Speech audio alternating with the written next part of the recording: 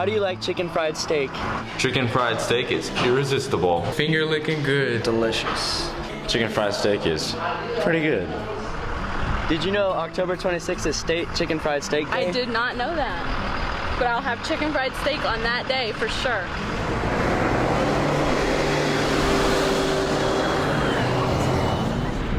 Are we here yet, Chef? We are at the Texas Beef Council, headed into the Texas Beef Council. Say chicken fried steak. Is anybody hungry? Yeah.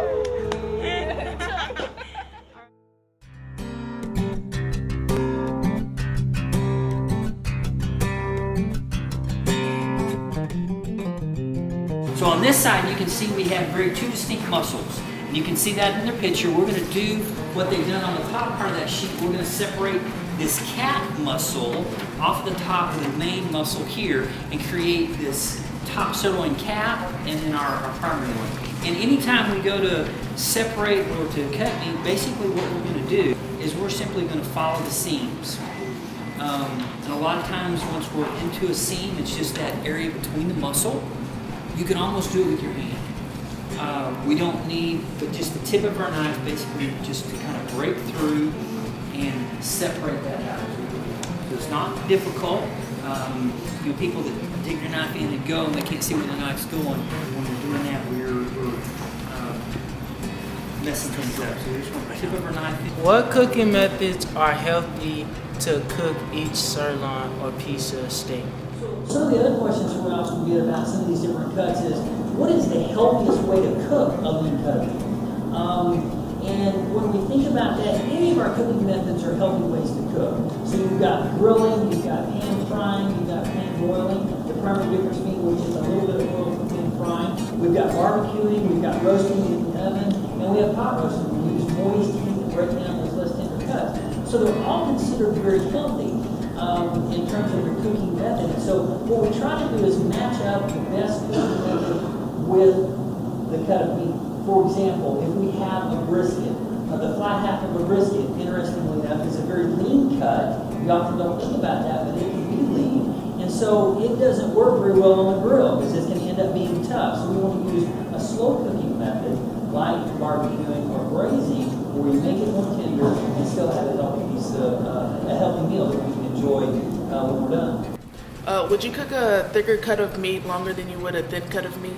Time plays an important role in terms of the cooking method that we choose to ensure that we get to the right doneness.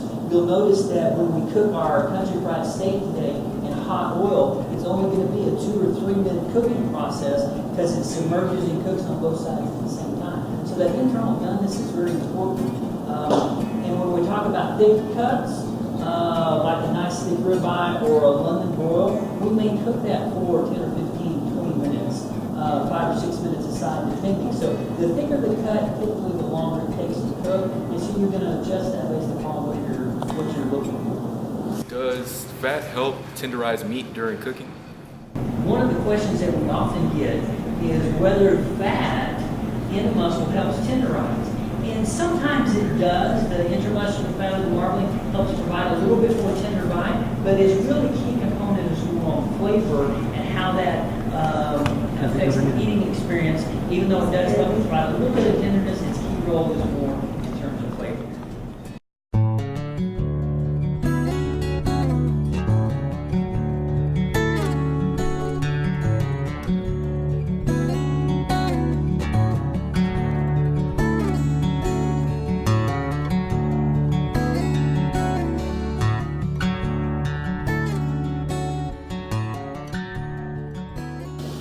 Well, hi, I'm Tom Perini from Buffalo Gap, Texas, and I'm glad you are here with us at the Wagon.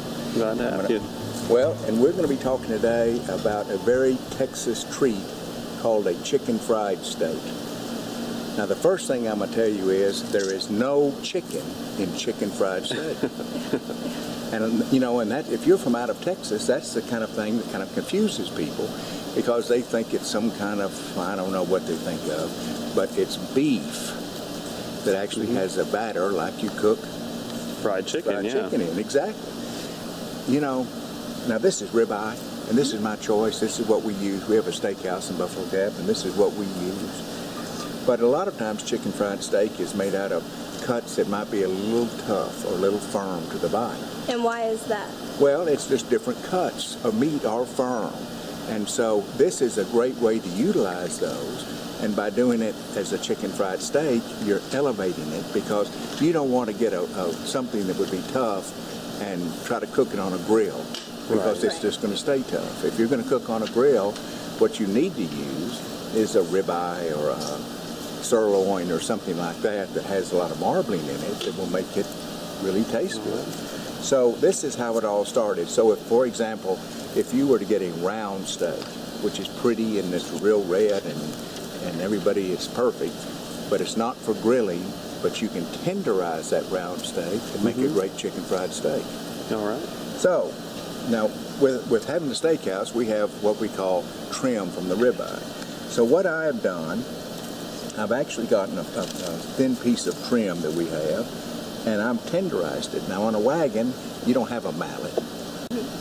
So this is the way I actually do it. I actually get this and pound it out with my hand. And you can use anything, a wooden mallet, an edge of a plate, anything like that. And now is there a certain time that you have to do that? No, you can do that anytime in getting it ready. But see how I'm making this thinner? And I've trimmed this. There's a little piece of fat there that I forgot. But I've trimmed it because you don't want to have some gristle or some fat in it. That's not what you want to discover when you bite into a chicken fry. So what we do, first of all, this is made of 6 eggs and a half a gallon of buttermilk. Very simple. So what I'm going to do, you know, when you're cooking off a chuck wagon, you don't have to wear rubber gloves. You do know that. You all do in the classroom and doing it professionally. So I'm actually going to put it in here. I'm going to get the excess off. This is a mixture of flour and salt and pepper. That's it. That's it. So now, and you know, a lot of times I'll kind of press it to try to get it to stick more. Okay. And what is this process called? Well, this is a breading process. Okay. I mean, but this would be just like you were doing with fried chicken. Right. And so you want the flour to stick. Now, a lot of times people will double dip it. They'll go with this back into the mixture and back into this. I don't do it. Why not? Well, it's just preference. And then I'm going to put this into some hot oil. Now, what temperature does the oil have to be for this to cook properly? Well, what we're going to cook this today at about 325 degrees. Now we don't have, I normally would have have a fire built in the ground, but we're not doing it today because we're concerned with fire.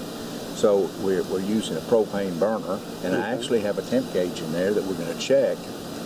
If I were cooking this on a wagon, what I actually would do is, and I don't have it here with me, but I get a little water on my hand and just kind of flick it like that. I don't mean pour in water. Right. And because when it really pops, that's what you're looking for. Okay. So see where...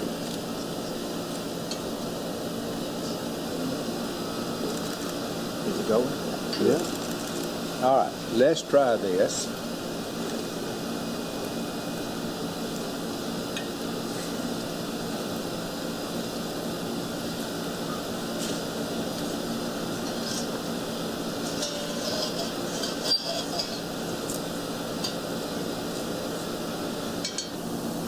But we're going to fry it anyway.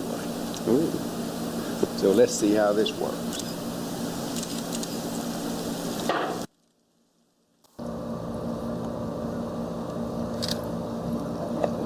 Now see how this oil does not completely cover it. Now it is now when I put it in the oven.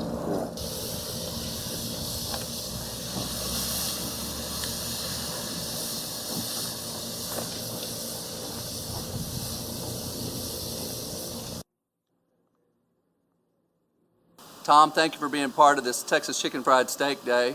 And I want to read a little bit from the State of Texas House of Representatives has resolved that House Resolution 1419, whereas Texans are renowned for their love of chicken fried steak, that exceptional dish that elevates the hearty flavor of beef to new heights by coating it in batter, breading it, and frying it until the ingredients are melded into a blissful union. And today, I think we have a blissful union here, Whoa, Tom. We just about had one. Thank you so much for being here. Thank you, sir. Thank you. Thank It's you, a guys. pleasure.